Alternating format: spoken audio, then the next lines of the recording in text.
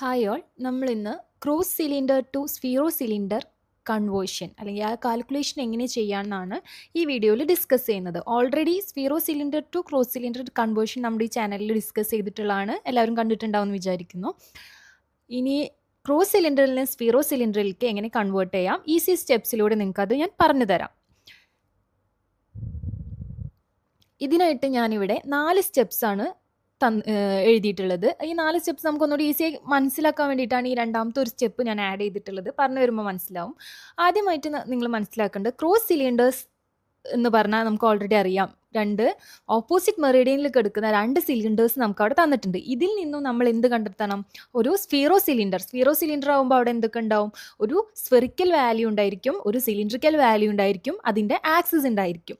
Okay, ആദ്യം നമ്മൾ ആ ക്വസ്റ്റ്യനിൽ നിന്ന് നമ്മൾ കണ്ടെത്തേണ്ടത് സ്ഫെറിക്കൽ പവറിന്. ഈ സ്ഫെറിക്കൽ പവർ നമുക്ക് എങ്ങനെ കിട്ടുക?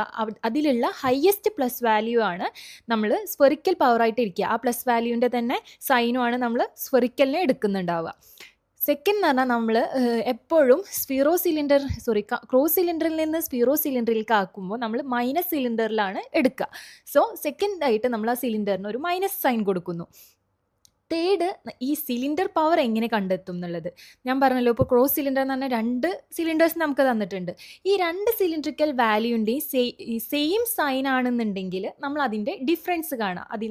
ഒന്നിൽ നിന്ന് ഒന്നിനെ കുറയ്ക്കുക.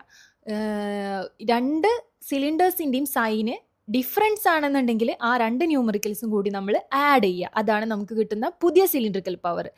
ആക്സിസ് എന്ന് പറഞ്ഞാൽ ലീസ്റ്റ് പ്ലസിൻ്റെ ആക്സിസ് എടുക്കുക. സ്ഫെറിക്കൽ നമ്മൾ ഹയസ്റ്റ് പ്ലസിൻ്റെ എടുത്താൽ ആക്സിസ് നമ്മൾ ലീസ്റ്റ് പ്ലസിൻ്റെ എടുക്കുക. നമ്മൾ ഇനി എക്സാമ്പിൾസ് വെച്ച് പറയുമ്പോൾ ഒന്നും കൂടി അത് ക്ലിയർ ആവും.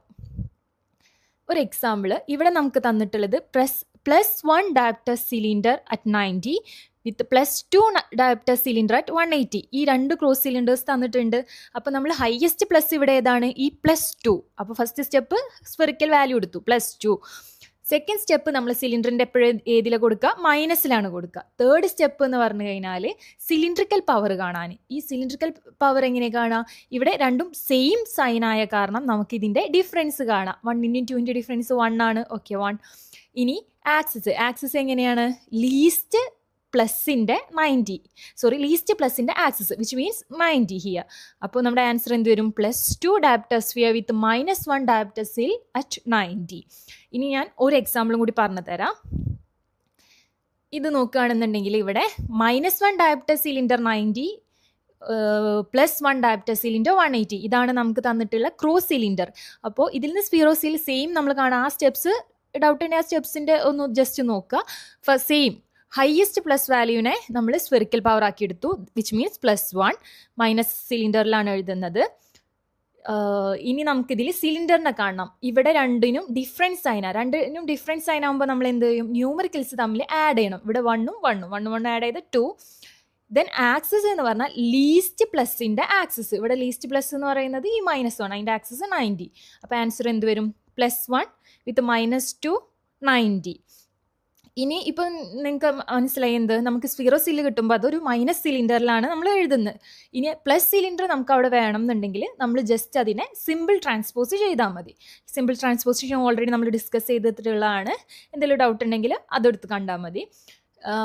ഇനി നിങ്ങൾക്ക് എന്തെങ്കിലും കൂടുതലായിട്ട് ഈ ടോപ്പിക്കിൽ ഡൗട്ട് ഉണ്ടെന്നുണ്ടെങ്കിൽ ഇതിൽ ചോദിക്കാവുന്നതാണ് കമൻറ്റ് ബോക്സിൽ. അതുപോലെ തന്നെ ഏതെങ്കിലും ടോപ്പിക്സിനെ കുറിച്ചിട്ട് കൂടുതലായിട്ട് ഒരു ഡിസ്കഷൻ വേണം, അങ്ങനെ എന്തെങ്കിലും വീഡിയോ ചെയ്യണം എന്നുണ്ടെങ്കിൽ നിങ്ങൾക്ക് എന്നോട് സജസ്റ്റ് ചെയ്യാവുന്നതാണ്. Okay, thank you.